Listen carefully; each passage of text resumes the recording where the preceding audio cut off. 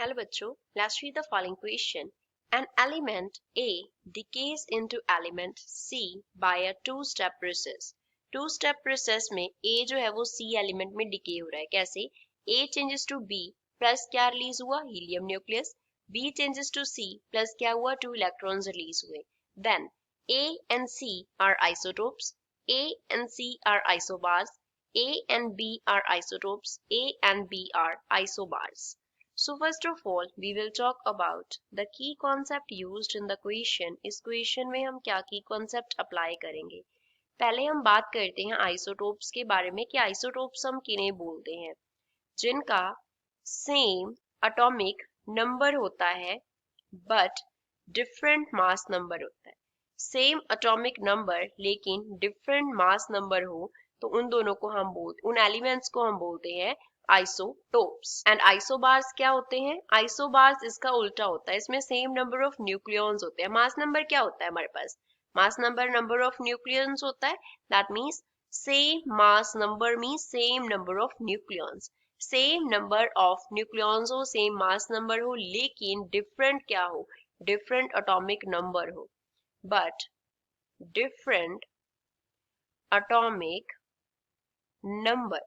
Such elements are known as isobars. उन्हें हम क्या बोलते हैं? isobars बोलते हैं. अब हमारे पास फर्स्ट स्टेप क्या है? फर्स्ट स्टेप में A जो है वो B में चेंज हो गया, प्लस यहाँ पे हीलियम न्यूक्लियस जो है वो रिलीज हो रहा है. 4 इसका एटॉमिक मास, इसका मास नंबर है, एंड 2 इसका एटॉमिक नंबर है. A का सपोज एटॉमिक नंबर है Z एंड मास नंबर है A, तो B का जो Z होगा वो उसके लिए क्या हो जाएगा? 2 कम हो जाएगा, इसका एटॉमिक नंबर 2 कम हो जाएगा, एंड मास नंबर कितना कम हो जाएगा? 4 से कम हो जाएगा. तो B का mass number and atomic number दोनों क्या है? डिफरेंट है A से. तो ना ही तो ये दोनों आइसोटोप्स है और ना ही ये दोनों आइसोबार्स है. तो यहाँ पे हम लिख लेते हैं A and B have different atomic number. A and B have different atomic number as well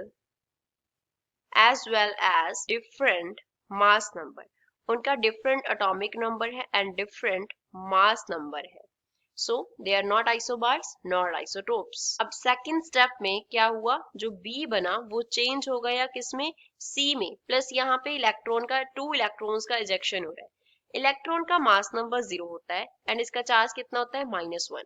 B के लिए हमारे पास क्या आया? A-4 and Z-2. ये atomic number and mass number बन रहे हैं.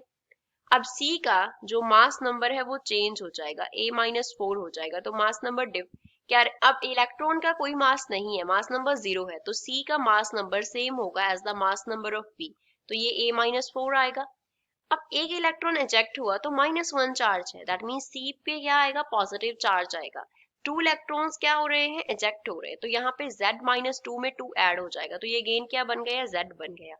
अब अगर हम A एंड C को कंपेयर करें, A एंड C को, इनका मास नंबर डिफरेंट है लेकिन इनका एटॉमिक नंबर सेम है. A के लिए Z था, C के लिए Z है. A के लिए मास नंबर A-4 था एंड C के लिए A-4 है. तो यहाँ पे क्या कंडीशन सेटिस्फाई हो रही है? Condition is of same atomic number. इनका एटॉमिक नंबर सेम है लेकिन इनका क्या डिफरेंट है? मास नंबर डिफरेंट है. But have different mass number, but mass number different है, विच मीन ये दोनों क्या है हमारे पास?